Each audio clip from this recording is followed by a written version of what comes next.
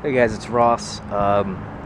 Just doing some grafting, and I know the last video I did, a lot of you guys were complaining that there wasn't enough close-ups of what I was actually doing on the grafts.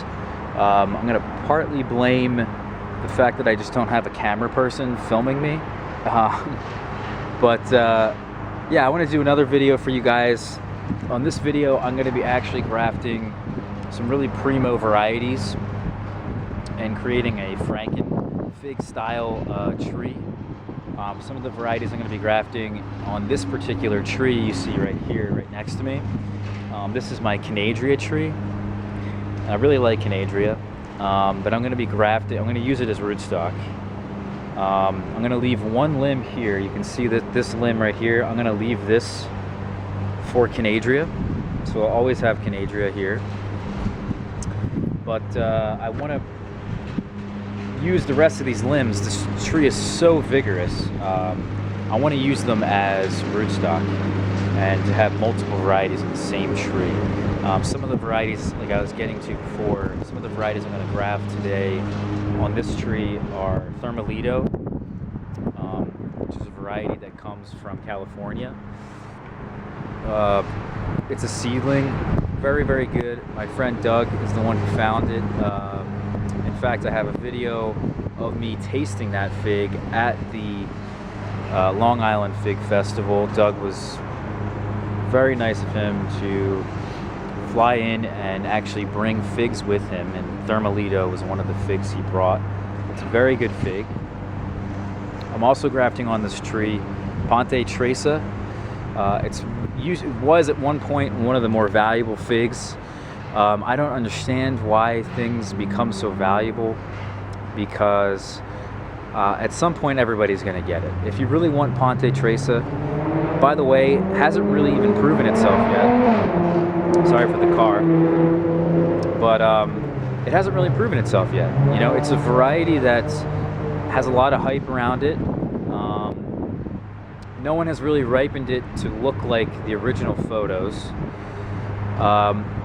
I will say though, I'm grafting it because I think it's going to be a good fig. I'm not trying to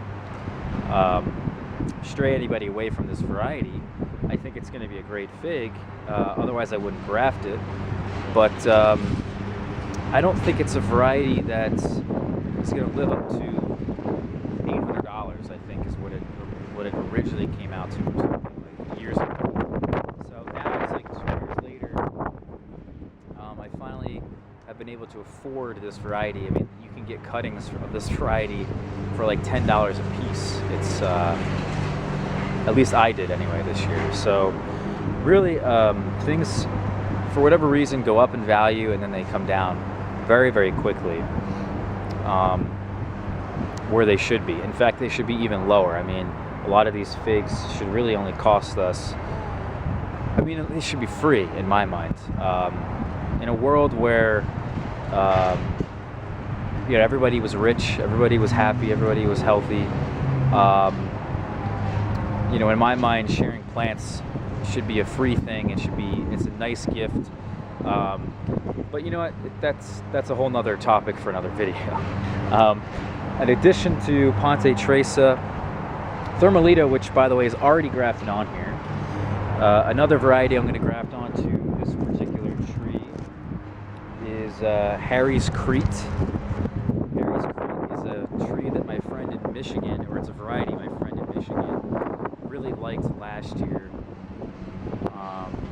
Excited to try it. I'm also going to be grafting White Madeira number 1. That fig a lot of people are really raving about recently. Saying it's a must-have fig.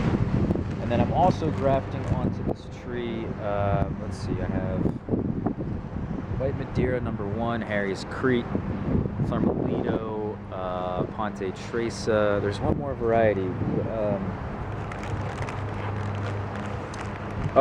Cotio Verdal, which is a Portuguese fig that one of my friends in Portugal tells me it's a very good fig. Harvey at Figaholics sells it for pretty cheap, and I was able to get a cutting that I'm going to graft onto this tree. So there's 6 limbs total, 5 new varieties, and I'm going to keep Canadria here. And then, yeah, that's what I'm going to do. So, just to show you, I've already grafted. This is Thermalito here. Notice that it's one node, has a very low center of gravity. If I were to kind of rough this up a little bit, it doesn't move. This doesn't move at all. The whole tree moves with this. That's very important. We also have the rubber band here. We also have the parafilm, very important parafilm. You can have many substitutes for this parafilm though. But yeah, I just want to do some grafting and kind of I'm just having a chill day doing lots of grafting, and I want to show you guys all that grafting that's going on. The creation of a FrankenFig. These are some grafts that I've already completed, as well as these over here.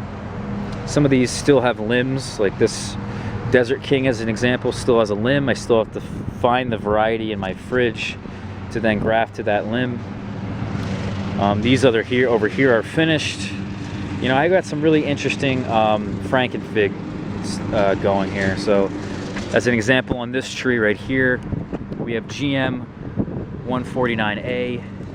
We also have GM 25, GM 125, GM 172. So we have 4 of the Georgie varieties. So Georgie was a guy, is a guy from New Jersey who found all these different varieties from Malta, where he comes from, and he brought them over, I guess, and he grew them in New Jersey for quite some time. And I don't really know what happened to a lot of his collection, but some of them did survive, and he passed them on to various different people. And now people like Bill Saxon, I think, is one. And Harvey at Figaholics is also selling a lot of the GM varieties. I also have GM 175, which also looks very promising. A lot of these GM figs, you may not even know that they're GM figs because they now have a new name, and no one refers to them by their GM name.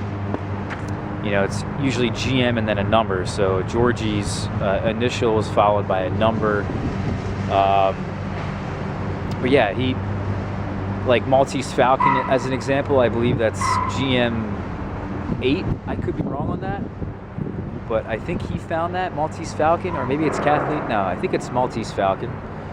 Yeah, it is. So he named it Maltese Falcon, and now nobody refers to it as Maltese Falcon, or nobody refers to it as GM 8. It's now Maltese Falcon or something like that. So anyway, guys, I'm going to attach you guys to a tripod, then you can see what I'm doing. That's kind of close to me, to the level of this tree here, and you can see exactly what's going on, and you can hear me talk and give my thoughts on what I'm doing at the same time. All right, so hold on one second. So guys, I want to make a couple points real quick before I get into the actual grafting itself. I want to show you guys this rootstock versus Canadria. Whereas Canadria is very vigorous, and really vigor creates a nice rootstock. What I like about this particular variety is that it's very dwarfed. It's so dwarfed that the branches don't get very thick. It tends to branch out. It tends to actually grow sideways. This is called Red Ruby. This variety, or Little Ruby, I think it's called, Little Ruby. You can get this from a tissue culture. It's very, very dwarfed. I think it's so dwarfed that it's actually probably a bad idea to graft to this variety. Whereas other varieties that I've found, there's very few like this. And I would not want to sway you from using a particular rootstock, except for something like this, where it's so dwarfed that to then graft one variety to this limb, one variety to this limb, and then one variety to this limb would be a mistake. If anything, you could take off this entire trunk here and graft onto this single stem trunk, and I think that would probably produce a much more vigorous variety that way. rather than this tree having to deal with 3 different new varieties, 3 different branches. It may be a little bit too much for this particular tree. You know, I need a little bit more time with this variety. I've had it for like 3 years now, but from what I can tell is that it's super dwarfed. So maybe a great container. You know, it is a nice container plant that you probably won't have to root prune. But this isn't something that I'm going to want to use for my grafting.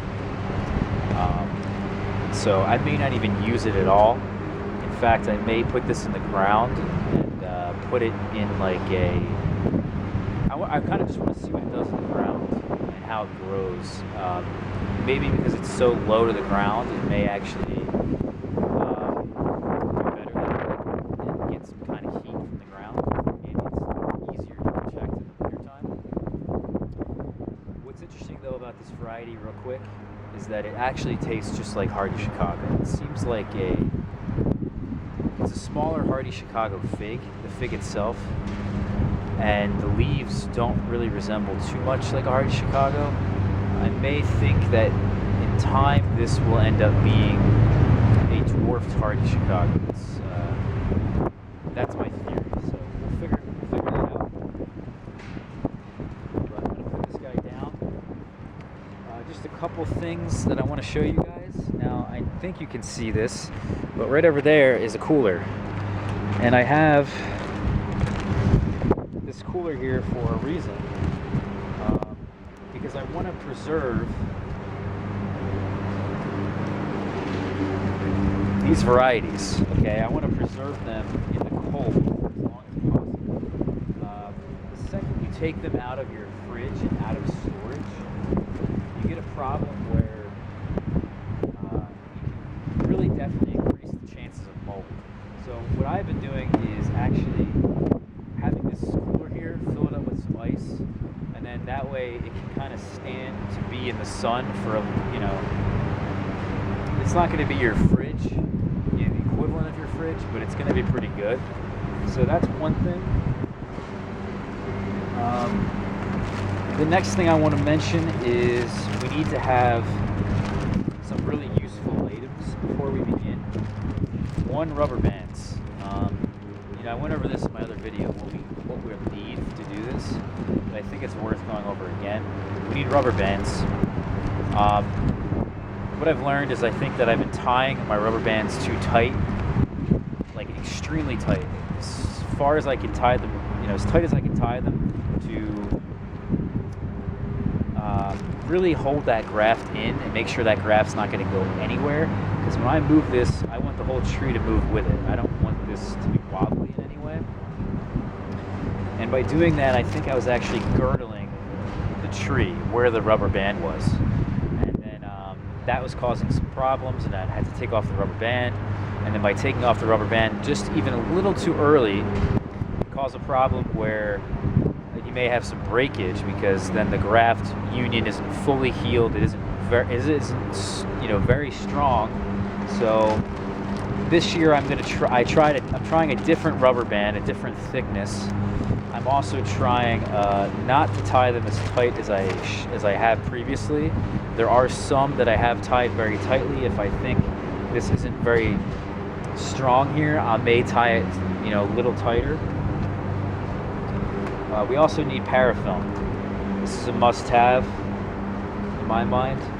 We also need these tree tags, and my friend Doug was very happy to give me a Thermalito tag already written out. Really awesome. This is my Canadria tag, and I recommend the, I've tried 2 different brands. I recommend the Impresso tag, the Emricron brand, I believe it is, or I'm not sure. This is the better of the 2. There's 2 of them out there. One of them really doesn't hold up very well, whereas this one holds up pretty damn well. They're not going to last forever, but they're going to last longer than marker or any kind of other thing, because you're writing into the cardboard, you're writing into the aluminum here, and it's lasting an imprint there of the variety. It definitely lasts decently long. Other than that, have some pruning shears here and my grafting knife. And you have a grafting knife, okay? So that's about it. The other thing that I would recommend is that I'm going to be using this year this thing called tree tube, and tree tube is going to kind of add an extra level of support to this graft, so that when this graft finally takes off and it kind of gets some weight to it, and this rubber band has to eventually come off, otherwise it will girdle the plant. Then I will add a second layer of protection here in the form of a tree tube, which will last for years and won't girdle the plant. It could probably last for up to 2 years. It won't girdle the plant, and a friend recommended it to me, and I'm really excited to try it this year. So yeah, that's all it is for what you guys are going to need. And let me just show you guys now the grafting. So hold tight, I'm going to move you guys. Alright guys, so right now on this limb here, we're going to graft Ponte Tresa first. And we're probably only going to do 2 varieties, because the other varieties I'm grafting onto this tree, I don't have them outside with me. They're in the fridge. So I'm going to have to go inside at some other point and get those varieties. But I'm taking Ponte Tresa now out of the bag here. And I'm looking now for a node that I like. I actually like this top node. And I'm going to cut this node off. What I would recommend is, if you can do it from the bottom, cut off a piece from the bottom, that's great, because then you have this long piece here that you can hold onto and then make your cuts. But that's not always the best decision to make. I just try to find a bud that's readily going to look like it's going to pop. All the buds on this particular cutting, they look great. The node spacing is great, but the bottom here, I would lose this node if I were to graft this. And you know what, I just wasn't, I don't know, used my judgment and chose this top node here. And now what we're going to do is we're actually going to make our cut right here. And what I would recommend to you guys, which limb should I use? What I would recommend is that I want you guys to choose exactly where on this thing here that you're going to put this in terms of height. There's a couple factors. You kind of want all the grafts to be at the same height. I mean, that's kind of a general rule of thumb here. That way the auxins are not being suppressed by something higher up that's then suppressing the lower growth. This tree seems to have no problem budding out. There's many different buds coming out. This tree really grew in the past couple, probably in the past month since this tree has been awake. The sap flow is quite large. And what I'm going to do is I'm going to actually graft this probably here, because what I'm seeing here is that there's a bud here that's going to look like it's coming out. But on the other side of this, it doesn't really appear. Yeah, there is a bud there. So sometimes what you'll end up getting is that the further down you go, the less viable some of these buds look like. And what'll end up happening is that if you graft this too low, you may get a situation where there's no more buds on this particular limb. Because there's no more buds, the tree kind of then forgets about it, doesn't send the sap flow here, and then the graft never takes off. A lot of this ends up dying back, drying up, shriveling up. So it's really not really the best idea to graft very low, but that's what I'm going to do. That's what I'm working with here, because there is a node right here. So the fact that there's a node here, the tree is then going to send sap up here to this node, and it should send up sap up here. When you make the cut, if you see a lot of sap, I like to take a paper towel and just dab it make sure that you know, all that sap is off the top where I'm going to be working. It's also important now from at this point is that we want to determine how we're going to insert this, and then at which direction this bud is going to go out to. So this branch is already it's kind of well branched, this tree, but I want to really make sure that when I stick this in here, that this is going in so that this bud is then facing outward. So what I'm going to do is going to take this and make my cut here, and I'm going to put that down in there, style of a cleft graft. It's probably a modified cleft type of graft that I'm using right now, so that when I put this in here, this bud is then now facing this way. And I'll show you guys the cuts now.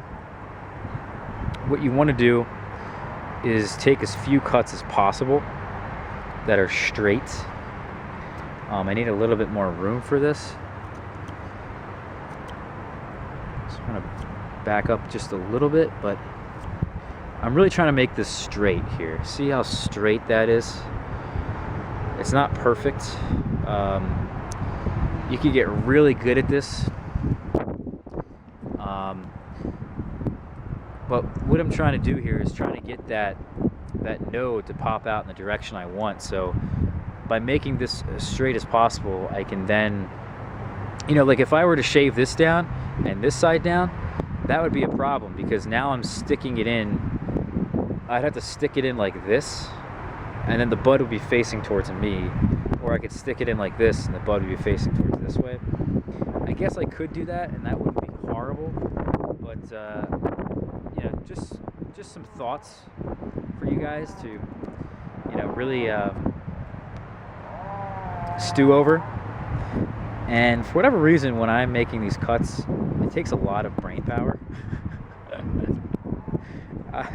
I'm horrible at multitasking, and this is no exception.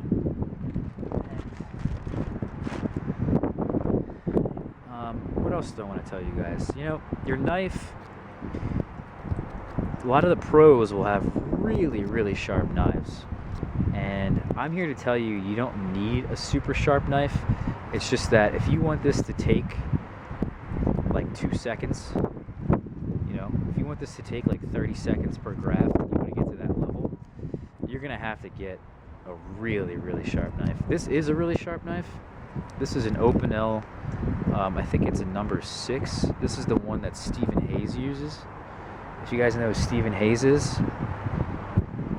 you should go watch his YouTube channel. He has an orchard of apples, and the guy is really great. He likes to ramble, but I guess I'm kind of rambling. I really like his rambling, though, to be honest with you. Anyway, shout out to Stephen Hayes. And now we got the this is pretty good. I mean, this could be probably a little bit better. You guys see that? I mean, it may be a little too close to the camera. Maybe it didn't focus. Here, I'll put my hand behind it and see if that helps. But you can kind of see now what this looks like. What I will do is this portion above the node. We don't really need that.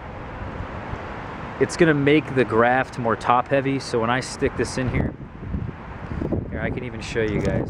Whoa. When I stick this in here, let me just stick it in here and then I'll get back to that point. What's interesting about this particular graft is that it's pretty damn perfect in terms of the cambium lining up, because the diameter of the scion wood and the rootstock is very close. And now I'm making a bit of a judgment call here, and I really want to look very, very closely here to see if on this side here, this is matching up. Is it touching? How well is it touching? Is it very tight? You want this to be quite tight. You don't want this to move around. You really want this part of it and this part of it to be really pressing against that so that the cambium is definitely touching. And from what I can tell, I think it's definitely touching on this side, on both sides. On this side over here, you guys can't see, but it is 100% more so. It's better on this side, the side that I'm looking at. It's definitely getting great contact on this side versus really not that much great contact on this side of what I'm looking at. But on this side, it looks quite good. And now back to my point here about this is that this is now a little bit more top heavy, a little bit higher center of gravity. This portion of it is going to die anyway. It's just going to be dead. Why keep this here? So I'm going to get rid of that. I'm also going to cut that on an angle.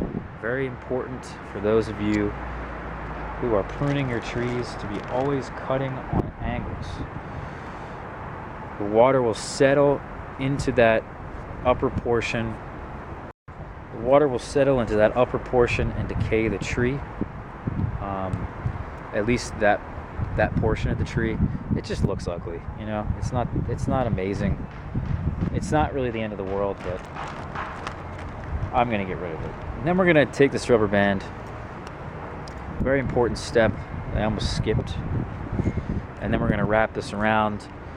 And we're not gonna go too tight with this because this one is very, very tight as it is. This is a very good graft. This, in my mind, this one's probably gonna do well. And then we're gonna tie it off.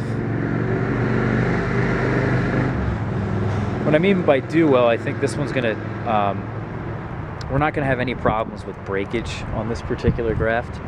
I think this one has good contact on both sides. You know, on, like I was saying, on this side and on this other side here, there's good contact. Now I'm going to use the parafilm, and we're almost done. The parafilm, when we're doing this, my tip about the parafilm is that we really want to stretch this parafilm. You can very easily just take this parafilm and not stretch it and just go around like this, but it's not going to be good. It's not going to be good. It's not going to self-adhese to itself very, very easily. The parafilm will eventually kind of fall off. So what I like to do is stretch it as I'm going around. I'll stretch it. I probably could have stretched it a little bit better there. I ran out. Really maximizing the amount of parafilm that I'm using here. And then we're just going to go around this just like that, once around. I don't want to go around too many times. Maybe you would like to go around a couple more, you know, once more around a more sensitive area where you think the parafilm might break. But around the bud, I find that if you wrap the parafilm a little bit too many times around the bud, it becomes a little bit more difficult for the bud to come out, or something happens there, some kind of interaction I'm not really sure of yet, but that's what I've noticed. So this is the graft. We're done with this, but we need to take this tag here, and then we need to give it a name. So this one is the Ponte Tresa.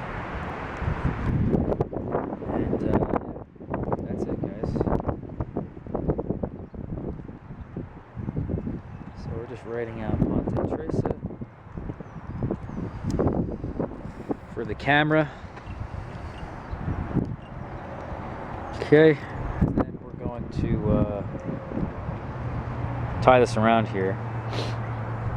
Now, what I've noticed with this is that if it's a very windy day, these things really flop all over the place.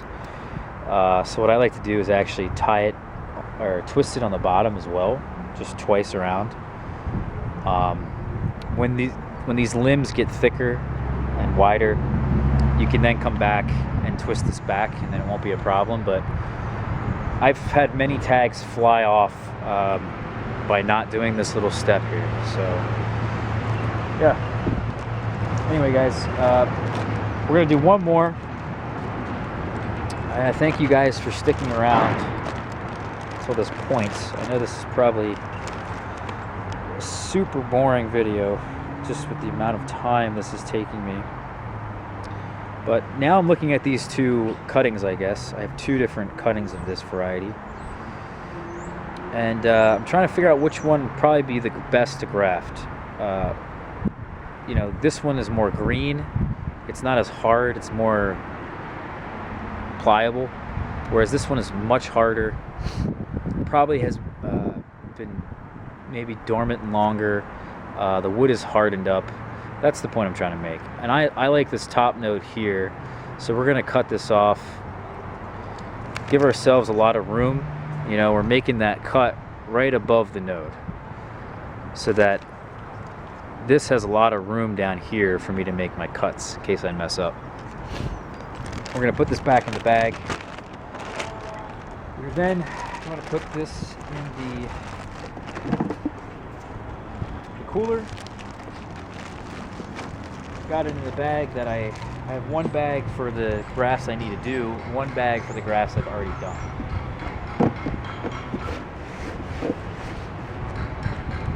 Okay, so now we have our scion here. Oh, you know what? I messed up.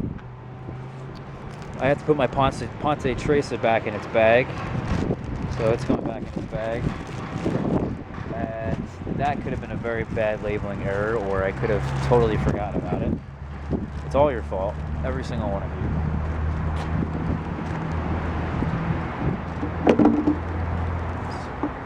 Put this in the cooler.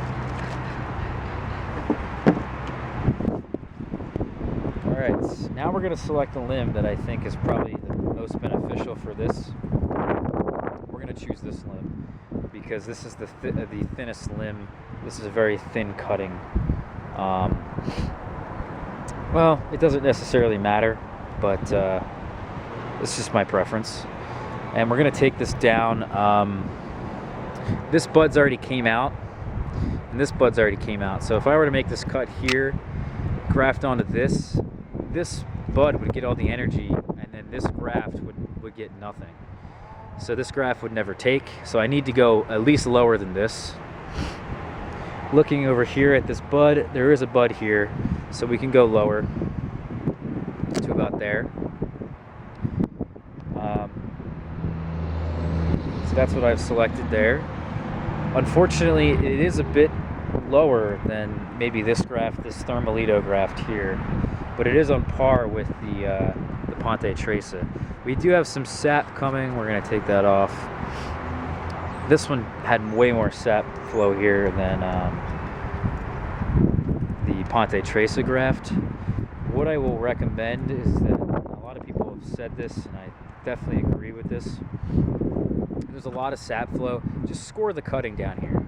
You know, just take your pruning shears or something, and then take off the bark right here, and then that will alleviate some of that sap flow. The sap flow can actually, I lost you guys.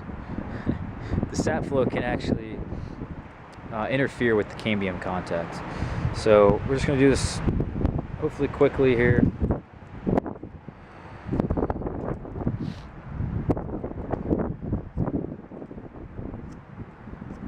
Anyway guys, you want to make sure, I know I didn't say this before, but you want to make sure your scion is dormant, hardwood cutting, and your rootstock is awake.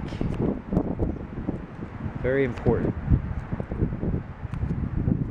I'm taking a lot of cuts here because this is very, this is very thin. And if I were to, this isn't like an apple scion. I've done apple grafts, and the apple grafts, or the apple wood I should say, is very thick. Whereas the fig scion is actually quite thin. Well, not thin, I should say. The wood is not as hard on the fig, whereas on the apple it's very hard, and you can afford to make those really deep single cuts that will give you that really nice cut there that you can only do in like maybe one or two cuts and you'd be done. But because this is so, this this particular cutting I have here is so thin, the diameter is so thin, in addition to this being a fig, I don't think this is very suitable for just doing this in 2 cuts. I mean, you have to be a goddamn master. You have to be insane. So again, making this cut here for my cleft, and I'm gonna face this towards me over here in the direction that I want this to go in. We're gonna slide this in here. We're gonna slide it in on a bit of a slant, and I've done this with great success. The contact's perfect over here. The contact is not perfect over here. I'm just gonna slant it just a little bit more. Now we have good contact on both sides. Very, very simple. Remember, this part above the node, we don't need that. We're taking that out, preferably on a slant. Now we got a rubber band. Too much longer now. Not doing this very tight. This one had great contact, better than the last one. And the contact, and this thing already isn't really going anywhere. You know, the rubber band is just to really ensure that there's better contact, but also to ensure that the scion doesn't go anywhere.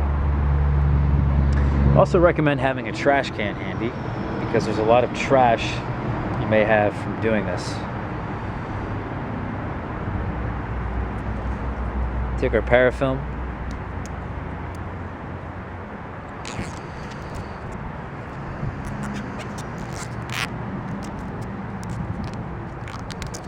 Just gonna wrap this around very quickly. For those of you that have made it this far, bravo. Your love is well received, and I hope this video was to your satisfaction. For the rest of those people, turn this off in the first minute. This video wasn't for them, and the people that are currently watching right now, this video is for you, so you're welcome. Alright, so there we go. That's the graft. Got to just put the tag on, and then we're done. Preferably, one last point here, this graft should have been done at the same time as this limb and this limb. So I had 5 limbs I was going to graft to. I did 3 today. It may be tomorrow that I do the other 2, but preferably I would say that you want to do all of the limbs at the same time for best success. So this one's called Harry's Crete. What's interesting, I guess, about this particular FrankenFig is that this particular FrankenFig is going to have 6 varieties that are green that have a red interior. And I imagine that they're all going to taste quite similar. I didn't mention this in the beginning of the video. I imagine they'll probably taste quite similar. I think Canadria will probably taste much different than the other 5. But the other 5 will taste quite similar, as they're all Adriatic types. And this way I have a very good comparison. I have a very good way of comparing Ponte Tresa to Thermalito, and Thermalito to white Madeira, you know, as an example. That way I know for sure which one's the best, because you can have different conditions per tree, per container. Maybe you fed your tree too much or too little. Maybe you have different micronutrients in the tree itself. And more importantly, maybe you have a different water level. So maybe you watered this tree too much, you didn't water the other tree nearly as much, and that water is going to significantly increase the bricks in the fruit. So the lack of the water will significantly increase the bricks. So anyway, this is a fail-safe method here, at least for me in terms of grafting. Just biggest recommendation is just go out there and do it. Stop worrying about if if this is going to work. Stop worrying about, you know, all these different things. Really, the most important thing is just to get out there and try this, because you're never going to get good at it unless you do it. So anyway, guys, thanks for watching, and take care. See you guys for the next one.